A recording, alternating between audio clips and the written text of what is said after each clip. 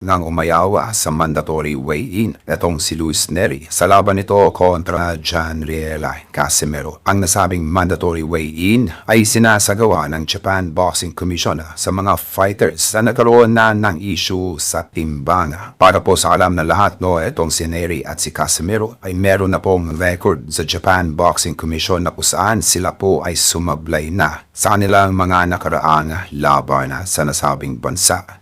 At dito ay nagkaroon ng mas strictong pamantayan ang Japan Boxing Commission sa parehong fighter. Subalit itong si Neri nga po ay tumanggi na naman na magsumite ng weekly weigh-in. 4 na linggo bagong laban ito kontra Casimero. Tuloy pa rin po ang laban. Subalit ito nga po ay hindi sumusunod sa pamantayan na idineklara ng Japan Boxing Commission. Ang nasabing pagsuway nitong si Neri ay meron pong consequence dahil sa oras po ng kanilang weigh-in o yung tinatawag na official weigh-in at sumablay itong si Luis Neri ay automatiko pong ikafan sila ang naturang laban at ibabalik po muli yung tinatawag na lifetime ban dito kay Luis Neri sa bansang Japan. Para po sa kalam na lahat ay supposedly ay meron po dapat na isusumite na weight results ang magkabilang fighters 1 buwan bago ang kanilang laban sa Japan Boxing Commission. Subalit itong kampo nga po ni Luis Neri ay sinadyang tanggihan wala hindi po mag-participate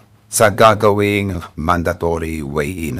At ito nga si Cuadro Alas lamang po ang nagpaabot ng partisipasyon para sa nasabing weigh-in monitoring na sadyang pag-atras nitong kampo ni Luis Neri ay nagpapakita lamang ay meron po malaking problema itong kampo ni Luis Neri sa pagkuha ng naturang timbang. Papaboran po ng Japan Boxing Commission itong ating kababayan si Casimero sa oras na mag-fail itong si Luis Neri sa pagsumite ng weekly unofficial weigh-in.